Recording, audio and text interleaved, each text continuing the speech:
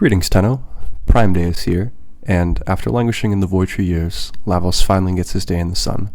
In honor of this wonderful day, I think it's worth your time and mine to talk a little bit about the weirdest Warframe this side of Tau. Full disclosure, he is very daunting. Not a single other frame has a floor nearly as high as Lavos, and it was nearly enough to turn me away at the start. Fear not. Just over that hill lies the most reliable and one of the most fun frames in the game. If you're willing to give it a real shot, you might just fall in love with this war criminal / alchemist / refrigerator too. Let's get started. The first thing that you're going to notice hopping into mission is that Lavos feels awful with default controls. I suggest that before you do anything else, you go into your keybinds and invert tap and hold for him specifically. The reason for this is simple. You're going to be inputting elements more frequently than you're inputting actual abilities, so having the elements be immediately responsive is going to be a priority. Having to hold your abilities to cast is going to feel awkward at first, but the alternative is much worse in my opinion, and after the initial shock, it really doesn't feel too bad at all. The second thing you may notice is that irrespective even of the element combinations that already make Lavos unique, he is the sole Warframe to operate on a cooldown-based energy-less system. While it is yet another hurdle to get accustomed to, the benefits are immense. Low energy missions? Not a problem. Magnetic procs? Nah. Efficiency botting? Well, kind of, actually, but it's still not really a big deal, and we're going to touch on that later. Even nullifier bubbles are practically meaningless due to a lack of reliance on maintaining a damage reduction ability. Indeed, one of the things that drew me to Lavos in the first place is his complete lack of regard for pretty much all the fun police mechanics present in the game. You always get to do exactly what you want, and you don't have to let anyone tell you otherwise. Despite the fact that Lavos does not demand energy to cast his abilities, he still loves to eat orbs, and this is due to his passive, Valence Block. Pick up an energy or universal orb, we're getting 10 seconds of status immunity. As you may or may not be aware, anything that knocks you down is technically coded as, I think, a blast proc, so when you're immune to statuses, that means you are also immune to being knocked down. So you are in no way beholden to prime sure-footed like so many other frames are. Also rolled into his passive is the fact that modding for duration scales the duration of status effects in addition to your Vile Rush Carpet. It's not a useless stat by any means, but it's number 3 in a pretty tight build, so it can be hard to fit in. Bear in mind that this passive does go both ways. Negative duration is also going to reduce status duration, which can be very problematic. This is a pretty easy pitfall to avoid for now, since Fleeting Expertise is the only negative duration mod, and it's all but useless for Lavos, but it's worth knowing. Finally, there's his passive augment, Valence Formation. It is one of the strongest mods in the game, bar none, and it's also really fucking weird, so it gets its own section later. And that's going to come after Catalyze is covered because they have an interesting and very strong interaction. Before getting into any of Lavos' abilities, let's go over the element selection and how it affects your kit. Each ability does 2 parts of damage.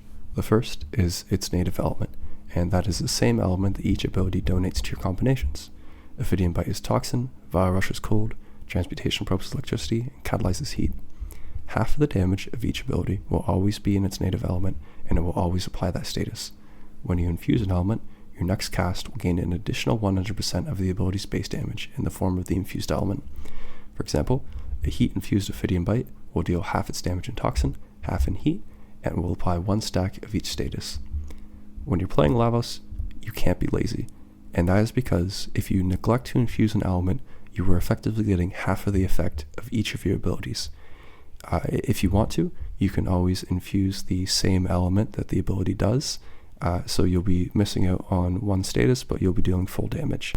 Whatever the case, just make sure that something is always in there, otherwise you're going to have a bad time. It's pretty easy to get overwhelmed having all these different elements at your fingertips, but for the most part, you're going to end up settling on 1 to 2 per ability, and usually you're only going to change them depending on the needs and weaknesses of the faction that you're fighting.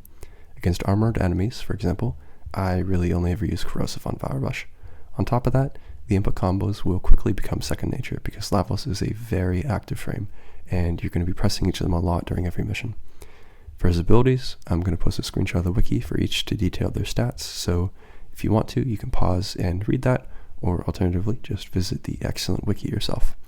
I am going to be talking more broadly about their usage and my preferred infusions for each. Ability number 1, Ophidian Bite.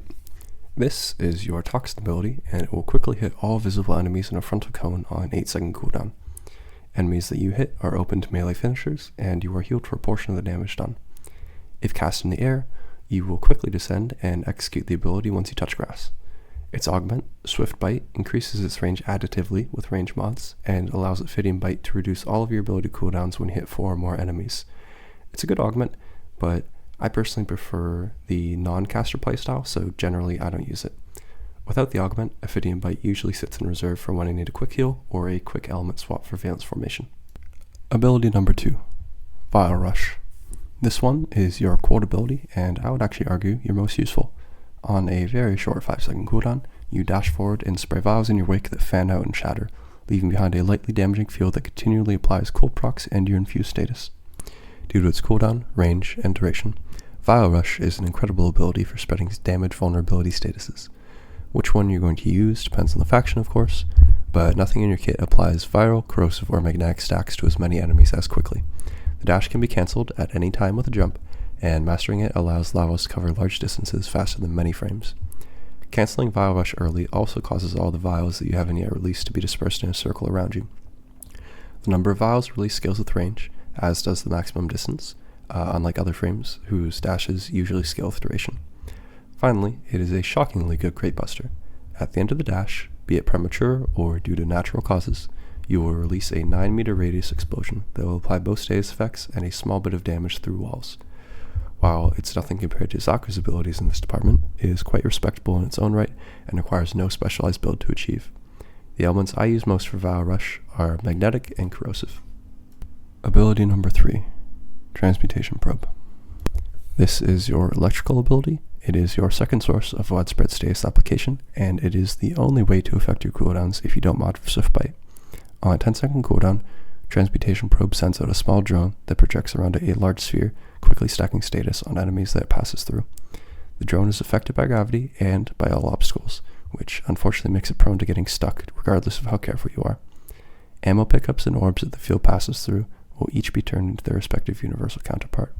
Most importantly, each enemy affected will reduce all of your cooldowns by 1.5 seconds. The cooldown reduction afforded by this ability and by Swift Bite scales with ability efficiency. While it's not useless by any means, it's generally not worth modding for efficiency, and negative efficiency yields little punishment for normal builds. The elements I use most for Transmutation Probe are Radiation and Viral. Ability number 4, Catalyze. This one is your heat ability and pièce de résistance. On a 30-second cooldown, you release a massive wave of heat in an expanding circle around you. It completely ignores line of sight requirements, which is an incredibly rare and powerful thing in the current sandbox, but it pays for it in other ways, namely its height. Catalyze extends only about 5 meters above and below you when you cast it, which causes any altitude discrepancies to be debilitating for your nuking potential. If you want to get the most out of its AoE, jumping and aim gliding while you cast allows you to use the full 10-ish meter height and avoid clipping the lower portion into the ground and wasting it. Lavos really thrives in wide, flat tiles that can take advantage of the massive radius and wall piercing of Catalyze. The damage dealt is doubled by each status affecting the individual target, causing the damage to quickly scale to ridiculous numbers with effective status priming, and leaving behind a single, extremely powerful proc of heat and your infused element. This ability defines Lavos' gameplay loop. Use Vile Rush and Transmutation Probe to spread statuses to large groups of enemies, and nuke them with Catalyze.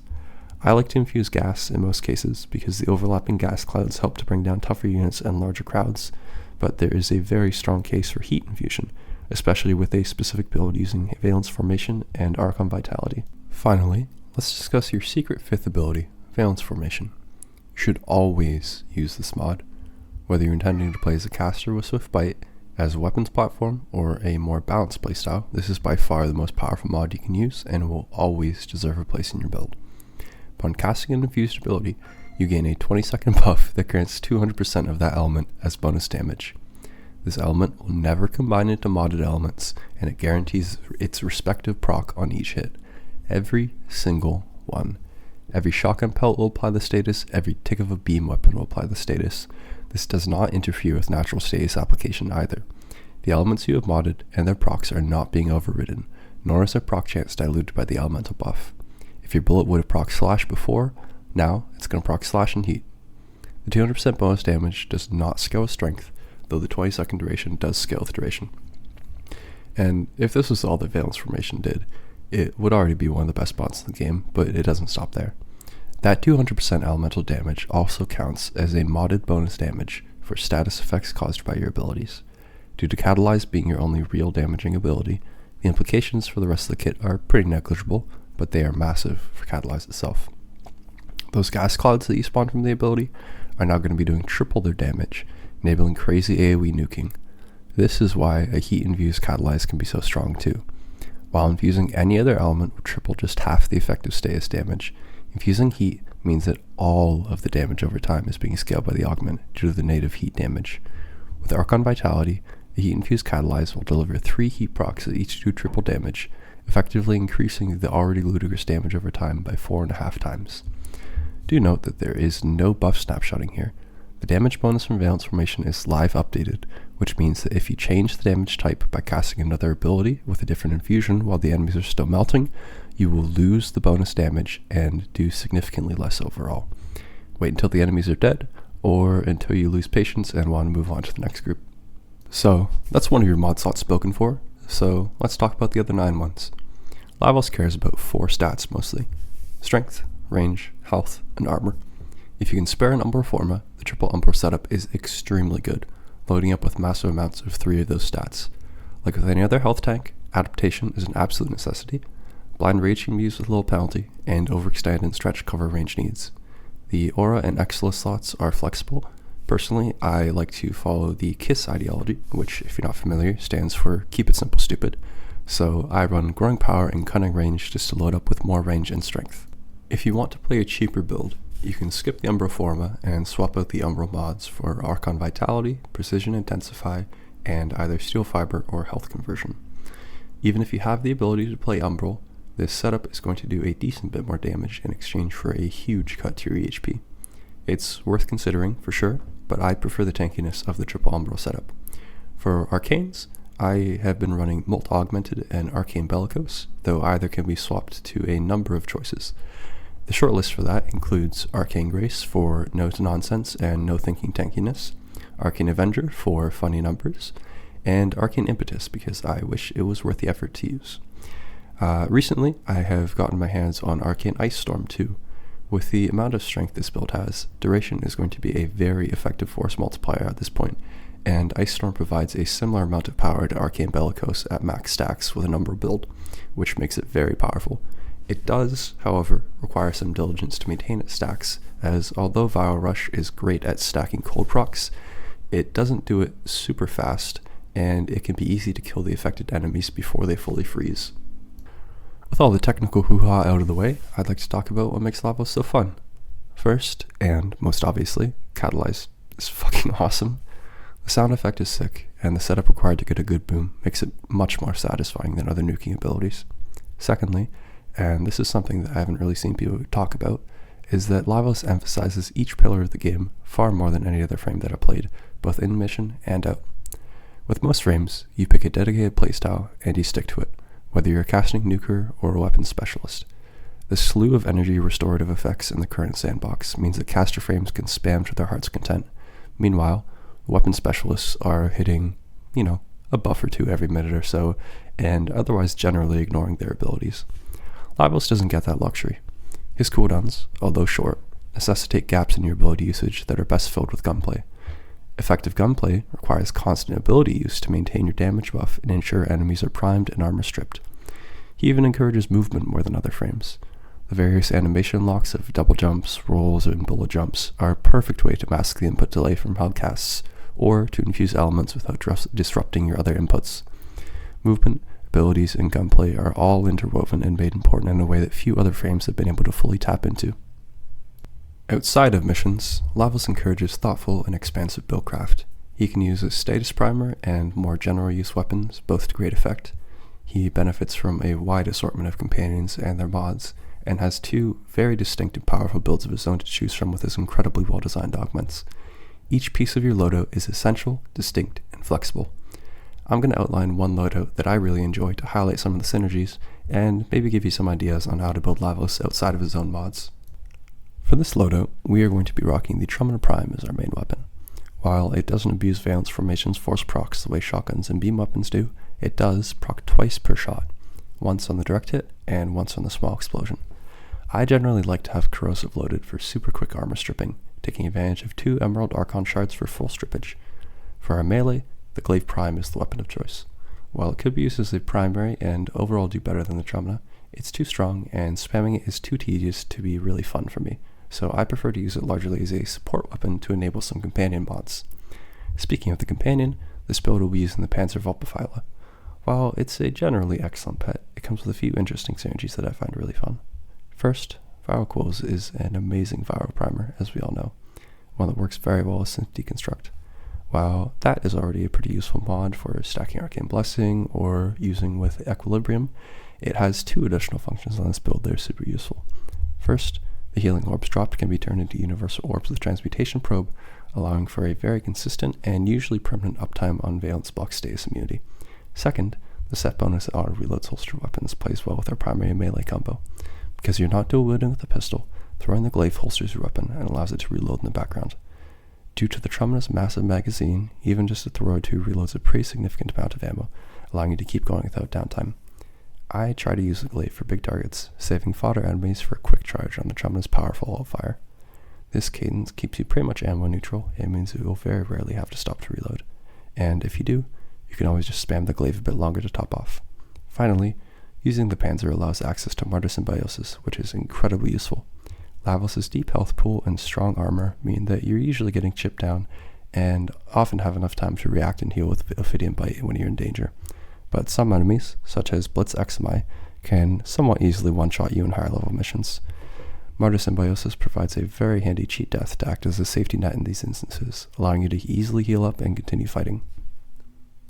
This is of course just one of many builds that you can play on Lavos to great effect, and the scary Tenno who is holding a Kuva Nucor to the side of my head is encouraging me to tell you that it is certainly not his best, but it is, I hope, a good demonstration of how well you're able to lean into all the different facets of buildcraft in this game with Lavos. The more focused scope of other frames often limits their equipment synergies. Lavos, on the other hand, is the status effect guy.